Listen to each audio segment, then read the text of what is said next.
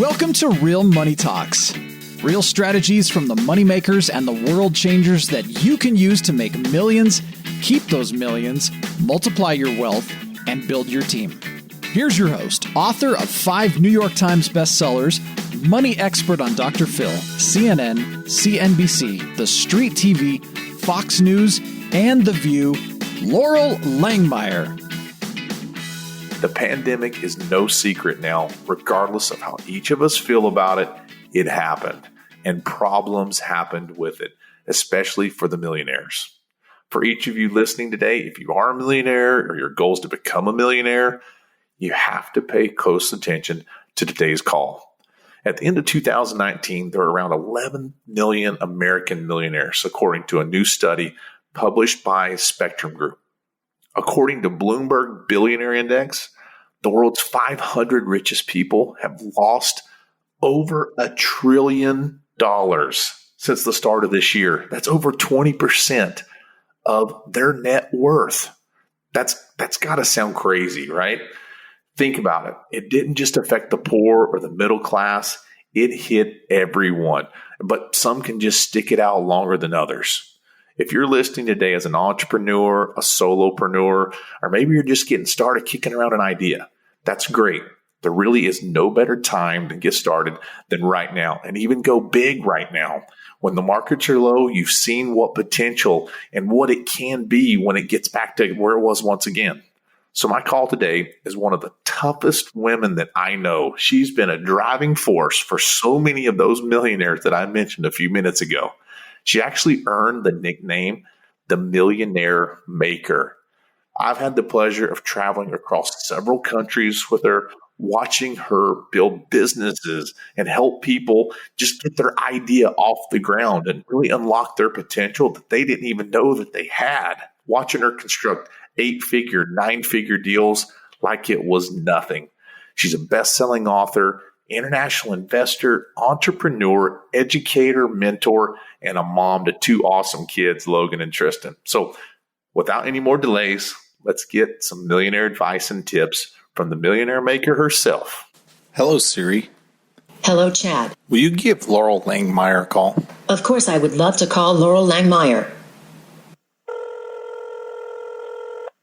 Hey, Chad, how are you? I am great. Today's call, I want it to be about all these entrepreneurs, Laurel, that are out there sitting on the fence. They've gotten a little sidetracked by this pandemic that we're facing right now, because there's so many people that wanted to start something. You're an expert at getting people off the ground and getting their businesses going. How are you transitioning to deliver that message to get them over the fear right now? Thanks for having me on your podcast, and congratulations for starting one. I have never delivered more content and more coaching and mentoring. And one of my great mentors and, world-leading economists, really good friends with Harry Dent and Barry Abib and Kelly Korsak, who's actually down Scottsdale by you. They said, your team is like a SEAL team in training. This was your final, battle that you got to go into, because we talk, as you know, Chad, about money. Every conversation about money I've been teaching for almost 2 decades, and never before is what we talk about relevant. What we're taught, Chad, with money is get a job, maximize your 401k, and, you'll live happily ever after. None of that. You can't get a job. 33 million people are unemployed. You can't maximize your 401k, nor do you want to, at a disaster. So finally, the message of being an entrepreneur, from my Millionaire Maker book, the Act, Think, and Make Money the Way the Wealthy Do, it is more relevant and more timely. And since March 6th, when we saw this going down, I started a daily broadcast. I have a Facebook group. It's called Millionaires in Training. And I really came up with really specific sequence strategies. Sequence meaning the right thing at the right time. And in the beginning, when March 17th happened, the biggest market crash since 1929, I had already been working with people online and saying, get out, get out, get out, so you can be ready to really monetize. Really monetize. It's been amazing, the opportunities. So, Chad, I don't know how you're hearing it, but I love working with the thrivers and the people who say, this is a huge opportunity to become a millionaire. The greatest transfer of wealth, I believe, is going to happen in this time, and it's indiscriminate. You can be a millionaire in real estate, the market. You could have already done that and gone back into the market. private capital.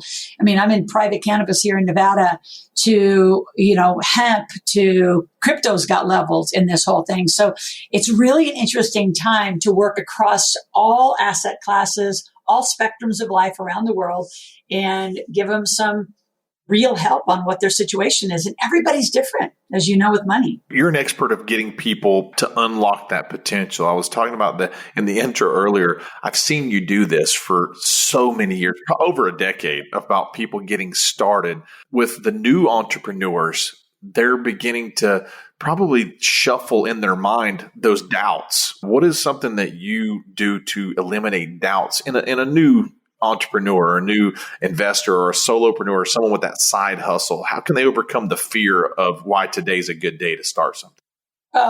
First of all, you're unemployed, right? So number one, you have one choice. You can sit and watch Netflix, Hulu, or hang out, right? There's the people who are just surviving, right? And they just need to really get lean.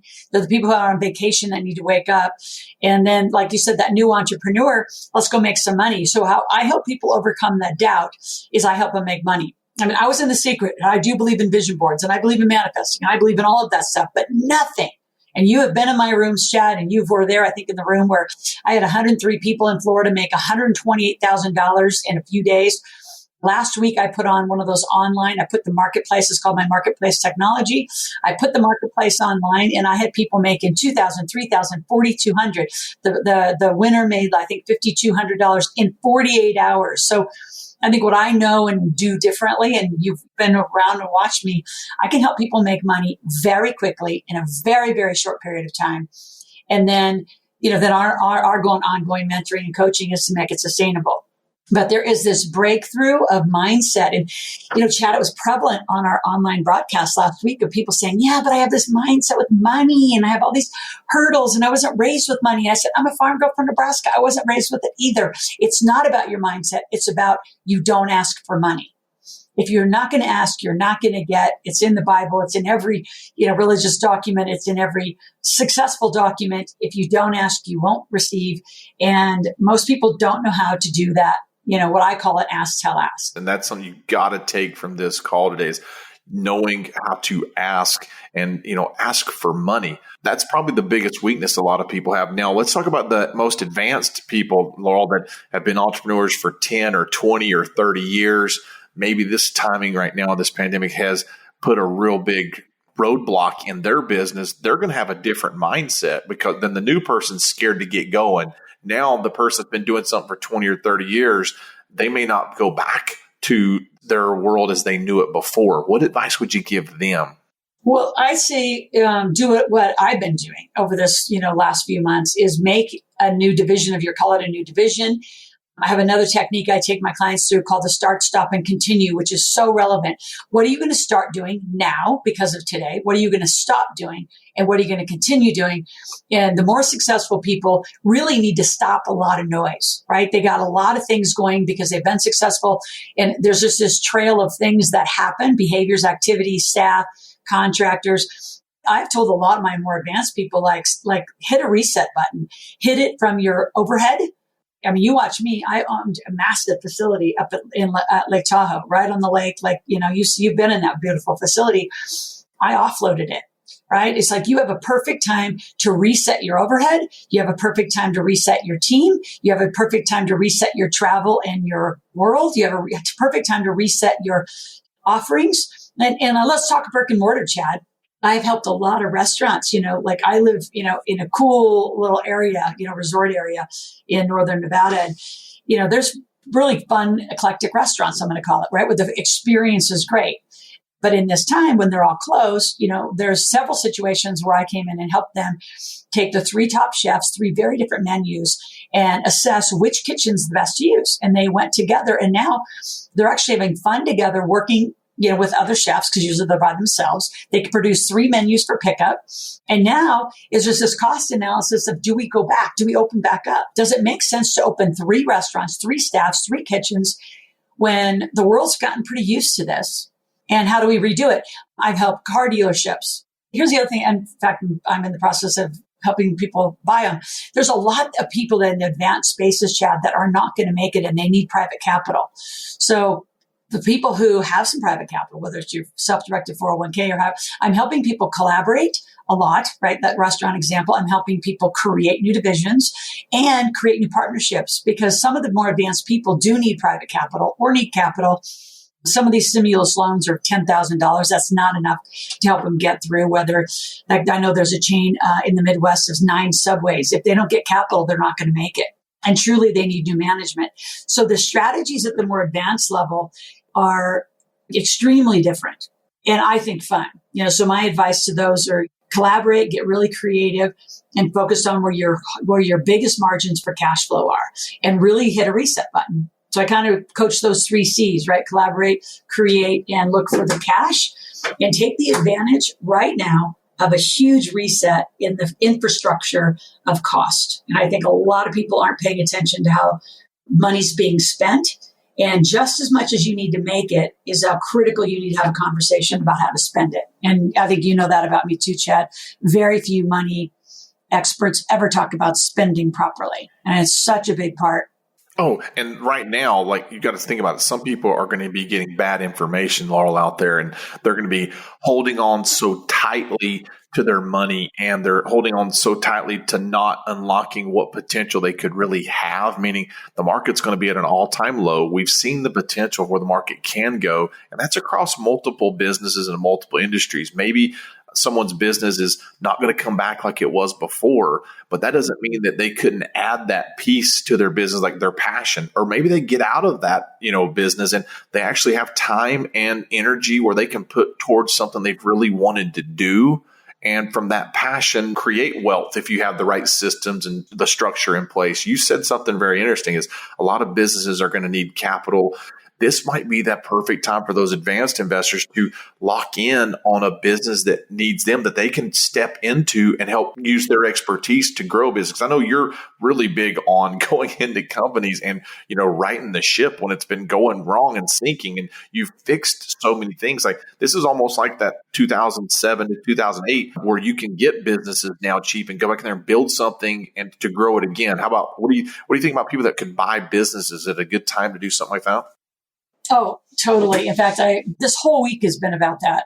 I'm actually putting it into a white paper. Tuesday, I did, I think it was like an hour and a half broadcast on just how to buy. So like I said in the beginning, it's indiscriminate. You can buy anything right now. There's going to be so much. Now, there's so much for sale. The truth is, it's not all today. See, as we come back and I'm doing a lot of strategy coaching right now. The government can say you can open at 25%, but you got to be the entrepreneur. So I'm calling it the economics of the entrepreneur. Do you really want to go back? You can open for 25% if you're break even. Like we have a lot of casinos here in Northern Nevada, and I'm very involved, in Vegas. You can't open a casino for less than 52. And that means you have to have the people come. So that means you may have to have planes flying into Vegas. Like it doesn't work to open at 25%. It makes very little sense for any entrepreneur to open up to say, okay, people come on in. People aren't going to come in necessarily. I said, build it. I have this motto, build it. I guarantee they're not coming, because I think that's a myth and it's a lie. And too many entrepreneurs get burned by it, which is, build it and they'll come. Bullshit. They're not coming. This is build it and collaborate where they're going to come. So, there's 2 sides of this, Chad. There's the entrepreneur, right? The creator of the economy. And then there's the consumer, the employees of the economy. And together, both are necessary to create the supply and demand curve. And so what I say to a lot of them right now, even if you are a smaller player, you're not more advanced. The time to be a shark, Shark Tank's given us the vernacular to talk about what many of us have done for years, which is, buy and sell companies and be part of it and rebuild. I think there has never been a time in the history of our life where it is so indiscriminate for anybody, because you don't even have to be accredited to buy and do private capital and partner into a company. So for example, I have a client who his friend has an auto body shop and they're having a heck of a time. And, do they come back up with all the restrictions? How do they get their guys back to work, their overhead, So I said, well, what does he need for cash flow? So figuring that out, I said, so what if you actually were a $50,000 instead of a loan? What if you became a 10, 15, 20% partner? I'm just making those numbers up. But the time now, Chad, to be involved, whether you buy it or partner to it, I think partner to it is going to be more what could be happening. And I would say for new entrepreneurs or newer investors, you don't want to go take over a company you don't know how to run, but you could be the capital for 1%. So never before have I been through the rooftop saying, which is why I did this white paper, everybody could be an owner of something, and the homework of something in their community. I said, here's your homework. Drive down, your streets and say, who owns that? Who owns that? Who owns that? And start thinking for the first time in your life, why couldn't I own that? Why couldn't I be a partner? I mean, you can't say they all want to sell, but I can promise you there's a lot that need capital. Whether they take it on a secured note or they take you as a partner, it's never been a better time for people to assess buying. And Chad, think about all the mom and pops, right, that are in their 60s, 70s, and they've been running a company. Like I know a residential assisted living facility. They're in their 60s. They've been running it very successfully. Now with COVID and all the restrictions, and they only have like 8-person beds, but they got 4 facilities. That's, 32 people. Do they sell it? Do they really open it wide? Do they go back up? A lot of the tenants were brought back to the families' homes and taken out. I think they sell. Why come back up? Why restart for all that extra cost when they're in a perfect position? It's paid for, free and clear. What a perfect opportunity for them to cash out. And somebody that wants it to walk in, have a great deal. They can take an owner carry. There's so many opportunities. I could go on and on. I could probably talk for the next day about the opportunities I think that are going to be available. And they're not all today. Because I think I'm calling it May Madness. There's March Madness. I'm calling it May Madness because May is the time where a lot of the states and the governments and the counties are going to allow opening. And it's both ways. People are saying, well, Laurel, when are you going to put your event back on? I mean, because people bought tickets. Like I have to put on, some fulfillment events. And I said, it depends when you come. When you come, I'll go. And so I'm not going to be the one to make the decision. Yeah, I'll go buy, rent a hotel and I'll open it up. But if you're not coming, I'm not coming. And I think, Chad, it's going to be a very interesting May and June and time where companies are going to assess whether they're going to stay alive or not or go down. I think it's a time where people listening to this broadcast, like they need to pay attention and get involved today. They need to start planning today, not tomorrow, not next week. Like really start getting a plan together and getting your cash together and figuring out who you want to be on the other side of this. You could have, by next fall, you could be such a different person from a financial standpoint, hugely different person. Well, and you're going to see this big bounce back. And I know no doubts that we're going to have this huge V bounce back in the economy. And when you just mentioned something about going down the street, looking at these other businesses and like, who owns that one? Who owns that one? Right now, it's the same with the real estate business that I'm in. I look for these opportunities, but now it's finally affordable. The market was up so high in certain areas that some markets made it untouchable for me to get deals and, business or commercial buildings or storage facilities or whatever it may be. But right now, everything became affordable. Everyone has a price right now, I think. And we haven't had that in many, many years, 13, 14, whatever years since we've had the opportunity to where a lot of things have came back down to reality and become so much more affordable. And you said it earlier too, transfer of wealth. There's a transfer from those people that have run the business for so long, like this assisted living facility. They've made a lot of money on this income in the last 10 years. Why not enjoy yourself? Take that cash out, give somebody else another deal or structure something that's a win-win for someone where someone can come in, step in, take that business, and then ride it out for the incline coming up. And that's going to be in a lot of different businesses and real estate and stock. All of those are going to be able to be, now I can take advantage of it. The average person can get involved right now if they really want to. And it's not a time to be scared, but the serious people that want to do something, I think this is their time where you and I've done events where we've been on stages of hundreds and you've been on stages of thousands and thousands of people, but you can only help a small percentage of those audiences. Even though your message can help everyone, Laurel, they don't all take action and do something, but there's a small percentage that do. It's like the front couple rows of people that sit in the room. They're the most serious because they're in there. They're all in on what you're saying. But now it's like this pandemic, for what we do, I think has eliminated rows 10 to row 100 in the audience. We're only going to be talking to and focusing on the first 10 rows. And the serious people are still going to show up. They're still going to see there's opportunity. They're still going to be looking for the message that you're delivering and the education and learning and how to create their passion and how to grow and expand. Right now is that time where the serious people need to stay awake, show up, be there. And if it's at something else too, is when they will come, you will come. That's perfect. I mean, it was never that way before. We'd always have to put it out there. Like you'd get these, spend hundreds of thousands of dollars on an event. And some people say they're coming no matter how excited they were, but they all don't show up. And we always talk about those people like, well, they said they were going to do it. They were going to take action. Then they didn't. And there wasn't even a pandemic to keep them from showing up like there would be now. Now it was going to take time to get the right people there. They're going to plan to come, social distancing, whatever it may be. But think about the serious people you're talking to in their businesses right now.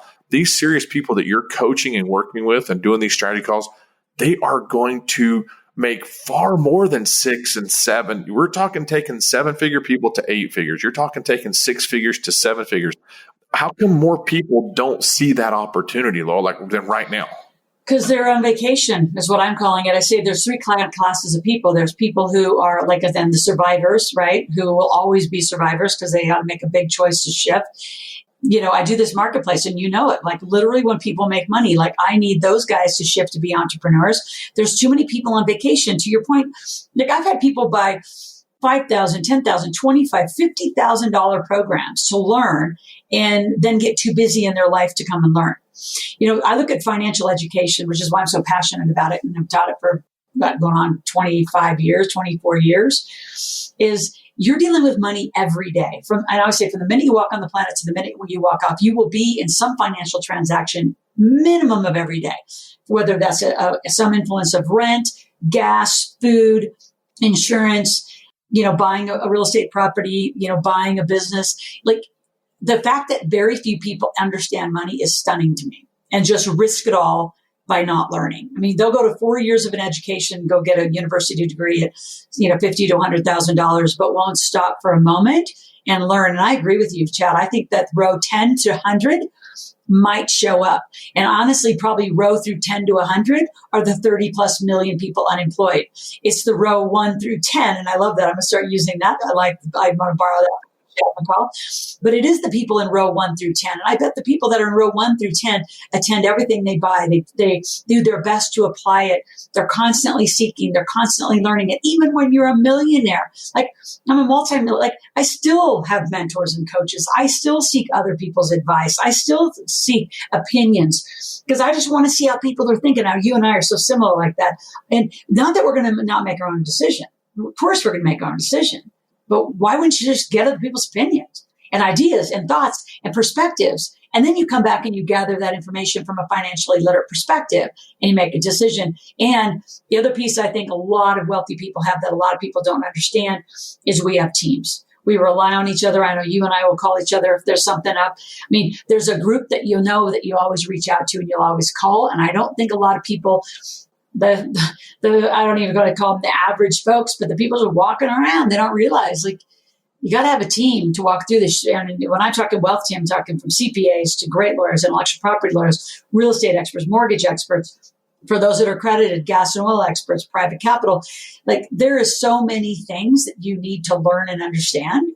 And why not do it now? You have nothing. You can't even have an excuse that you're, too busy. You're running your kids to, school practices or whatever you're doing. You have nothing today to do but learn. And those who really want to take advantage of this opportunity, because I think it's once in a lifetime for us, Chad. I mean, I would hope it's once in a lifetime, but if it's not, and this is our new norm, my God, the transfer of wealth is going to happen faster than we've ever seen. I had an interesting conversation with a person. I think this question is so appropriate for you to answer for this lady that I was speaking with. Her husband was pulling back saying, the pandemic, I'm, getting a 20% cut in my work. Your business right now isn't a priority for us to put the time and money and investment into to get that going. Because you see a lot of internal struggles, I think, with people where they have one income or they're trying to go to 2 incomes, but then you get that, sometimes it's spouse or business partners. Now this brings out going in different directions or putting the brakes on how do you talk to someone that is not supporting what you're wanting to do, or they're bringing up resistance to this right now in this time, which it's the best time, I think, to do it. But how can someone get through that barrier? Because I know you work with a lot of, you had the best saying in the world, a man's not a plan. And I've used that forever. I think we have a huge opening for a lot of women business owners that are going to be coming out. I mean, I'll say this, women are smarter than men, I think, because we're simpletons. Men are very simple people. Women are better at a lot of stuff. And I know that I can see women coming out of this and it being a surge of women entrepreneurs over the next 2 years. But I think there's going to be resistance in the homes and in their, relationships and marriages and things. Well, I think, what's interesting, again, to my comment that, very few people actually intentionally learn and study money, which is why, I put the Millionaire Maker game, there's Monopoly, there's cash flow, and I help put cash flow, Kiyosaki's game on the map. And then I have my own game, Millionaire Maker. So the Millionaire Maker is a place where I tell families to get money conversations into their home because they're not used to it. And now is the perfect time, because I don't care who you are. As you started this whole broadcast, everyone, including millionaires and billionaires, have been affected with their money. So what better time to say, you know what, let's pivot. Money's now going to become part of our family conversation. I'm going to put a game around the table. We're going to talk. And when it comes to resistance, nothing has drummed up and really instigated money issues and money fear or worthiness or whatever is going on psychologically with money more than this pandemic. So what's interesting is there is resistance because people are confronted in ways they have never, call it a, 2-income family and they're both unemployed. That probably has never happened to them. One might have wanted to transition. And so you got all sorts of money issues. And if they've never talked about money, you got all sorts of weird, silence in the house. So this is the time to come up with money conversations. I love helping families come up with money conversations and money rules. When it comes to the resistance or the my husband won't support or my wife won't support, I have a couple perspectives. And number one is the person that is probably resistant has allowed the person who wants to do something to spend family money. And then because they weren't well mentored or coached, they spent a lot of money and did nothing. So to the person's credit who's saying, no, we're not going to go spend more money, because the person doesn't know how to perform or is in some wrong mentoring or coaching system or, they spend a lot of the family's money and produce no result. I know, thousands of families are like that. But to the other side, there's a values, at the depth of all of it, it's the value structure of who you are and what do you want for your life? Do you want a better life? Do you want a bigger life? Like you and I don't have to go do all this stuff. We are fine. We were fine a long time ago. And I don't use the word fine lightly. I could have exited this years ago. And in fact, I'm doing more content teaching ever now than I probably have in the history in one time of my career. Why? Because people need it. And I think it's selfish and a ripoff. And here's what I would say to those that are resistant. If you have a gift and a talent, like I have a gift and a talent, Chad has a gift and a talent. And if you're listening to this and you have a gift and a talent, which I know you do, and you're sitting on your rear doing nothing, you are the most selfish human walking this planet. Because you're not to the playing field, you're not suiting up, and you're not helping other people. And I have a really strong opinion about that. You know it. Like, I don't have to do this, but how selfish it would be when I've been blessed with all this content and knowledge to go sit on the sideline and say, you know what? My family, we're good. I actually don't need to come to the playing field this time and help these thousands of people. I have more followers now and more people engaging in the message for real. Like, this is kind of fulfillment time for me. I'm finally, people are doing things. And not what Laurel says. That's not the conversation. They're doing things for them and their family and their life. Finally. It's finally, you need to do something. So I'd say for the resistant, I'd get way beyond your selfishness and say, what do I need to be doing to help my community come back alive and be a creator in your community instead of a taker? I didn't know if you were going to go there, Chad, but I had to. I've got so many more things I want to talk to you about, but we're going to have to do it again because I know you are definitely busy. Let's do a part 2. Oh, yeah, of course. Now, before we go, how can people get connected to you, find you, follow you, see what you're doing, come experience the marketplace? Definitely something, if you're a listener, you got to look into and watch what happens there. It's a truly amazing experience, when teaching and selling and learning, where it's actually application, not just theory. Tell us the best way that people can connect with you. Go to asklaurel.com. So ASKLORAL, asklaurel.com. When you go there, you'll get a copy of my one of my books called Put More Cash in Your Pocket. Read it. Anybody 8 years old and older in your family will get it. Our kids are really smart. You'll get a free software that makes sure that you never lose money in the market again. And you can join my Millionaires in Training Facebook group. So if you go to asklaurel.com, ASKLORAL, just, start there, jump in, start learning. I have tons and tons, hours and hours of content in we call it our MIT Millionaires in Training group. And the marketplace is required. And I was going to say it's only $97. I'm doing it every month now online, and you will make money if you do everything we say. We started on a Wednesday at 5. We end Friday at 5, and we're doing it on a regular basis. And you will make money. Like literally, we had a woman that kind of ended at $5,200 in 2 days, Chad, and she hadn't made money. She told us when she joined, she hadn't made money in 6 months. Her business was so struggling. She got so stuck in her mind about what wasn't working. And she had made money before, but she was really, really stuck and totally broke through and made over $5,000. A lot of people made $1,000. Some people made 20, but you know what? It's new money that you don't have, and it's skills that you will always, always take with you. Everybody, make sure you're connecting with Laurel. Follow that. Go to asklaurel.com. Go in the rabbit hole. Go down the journey of what it's going to take to get you through this pandemic, and also growing over the next couple of years to where you can really come out of this with a running start. So but before I let you go, Laurel, I've got to ask you my 3 questions. So I appreciate being on. Let's definitely do a part 2. Are you ready? I'm ready. First one, what's your favorite movie? Oh, wow. My favorite movie. Wow. Chad, you didn't even warm me up for this. Well, let's see. What would be the one I would be? Some action film. You know, one that I really love, and it's just random because we just watched it recently. Now, I got to switch gears. I was going to say Fast and Furious because my kids love that one. But honestly, the one that we go back to, and it's our go-to with my daughter, is Harry Potter. I'm a Harry Potter total fan. I wouldn't have guessed that one. I would not have guessed Harry Potter.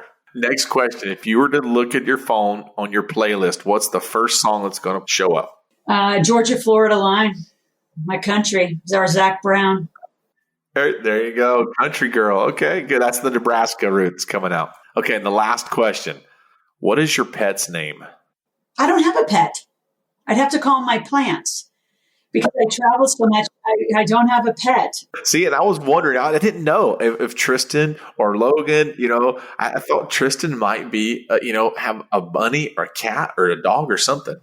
We did, and we've talked about having a horse because my horse's name, that I sold for my first truck in Nebraska was Trudy. So I grew up with a lot of animals, but we have had such a world traveling family. We have a lot of plants. And we don't have any pets right now. But I shouldn't say that because where we live, I always say I bought a ranch. I said I bought a zoo. So I have 18 deer that bed down in my property every night. I have quail. I have rabbits. I have a mountain lion. I have bears sometimes every fall. So I have pets. They're just not legally mine. Yeah. Well, I've definitely seen the bear at your place in the hot tub. A bear on the hot tub at your place there in Tahoe. So I do remember that. Well, Laurel, thank you so much for the time today and letting people get to know you a little bit better, and hope they can follow you on their journey to becoming the next millionaire.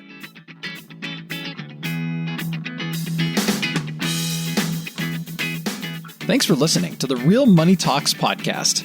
Your host has been Laurel Langmeyer, author of 5 New York Times bestsellers, money expert on Dr. Phil, CNN, CNBC, The Street TV, Fox News, and The View. Want to learn more about off-Wall Street investing, tax strategies, and multi-million-dollar business strategies? Visit liveoutloud.com/podcast for past episodes, show notes, and resources. For some special wealth-building gifts only for Laurel's podcast listeners, visit liveoutloud.com/podcast gifts. Do you have a burning question for Laurel? Visit asklaurel.com to submit your question, and it may just be covered on a podcast episode. So stay tuned and be sure to subscribe to get new episodes every week.